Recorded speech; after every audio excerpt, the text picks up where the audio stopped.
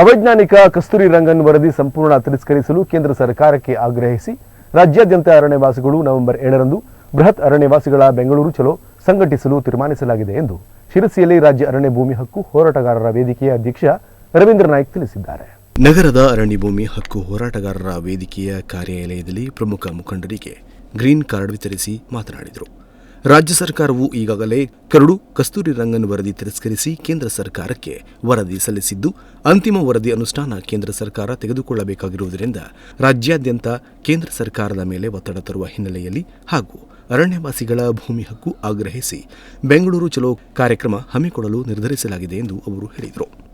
ಈ ಕಸ್ತೂರಿ ರಂಗನ ವರದಿ ಅವೈಜ್ಞಾನಿಕ ಆಗಿರುವುದರಿಂದ ಯಾವ ಕಾರಣಕ್ಕೂ ಒಪ್ಪಿಕೊಳ್ಬಾರ್ದು ಅಂತ ಹೇಳಿ ನವೆಂಬರ್ 7 ಗುರುವಾರಕ್ಕೆ ಬೆಂಗಳೂರು ಚಲೋ ಕಾರ್ಯಕ್ರಮವನ್ನು ಹಮ್ಮಿಕೊಂಡಿದ್ದೇವೆ. ನಾವು ನವೆಂಬರ್ 7ಕ್ಕೆ ಮಾಡಿದ್ದೇವೆ.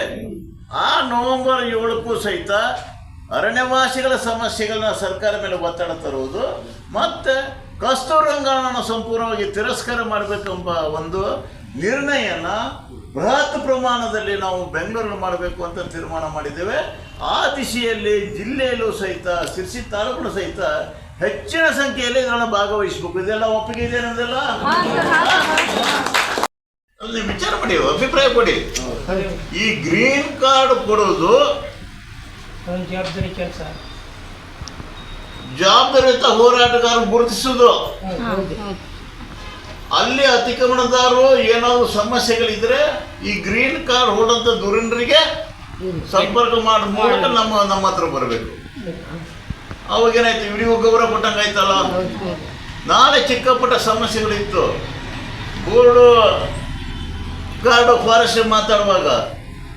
ಕಾರ್ಯಕ್ರಮದಲ್ಲಿ ಹೋರಾಟ ಸಮಿತಿಯ ರಾಜ್ಯ ಸಂಚಾಲಕಿ ರಂಜಿತಾ ರವೀಂದ್ರ, ಜಿಲ್ಲಾ ಸಂಚಾಲಕರಾದ ನೆಹರು ನಾಯ್ಕ್ ಬೀಡೂರು, ನಾಗರಾಜ್ ಎಸ್ ದೇವಸ್ಥಳ ಅಚನಹಳ್ಳಿ, ರಾಜು ನೆರೆಬೈಲ, ಇಬ್ರಾಹಿಂ ಗೌಡಳ್ಳಿ, ಎಂಆರ್ ನಾಯ್ಕ್ ಕೊಂಡ್ರಾಜಿ, ಶಿವಾನಂದ ಪೂಜಾರಿ ಜಡ್ಡಿಗದ್ದೆ, ಗಂಗೂಬಾಯಿ ರಜಪೂತ, ಕಮಲಾಬಾಯಿ ಸಂಗು, ಸಾವಿತ್ರಿ ಎಳಿಗೇರ್, ನಜೀರ್ ಶೇಖ್, ಸಪ್ರೀಂ ಶೇಖ್, ರಾಜುಗೌಡ ಆಲಗೋಡ ಮುಂತಾದವರು ಸಭೆಯಲ್ಲಿ ಮಾತನಾಡಿದರು. Nudisiri news desk, Sirsi.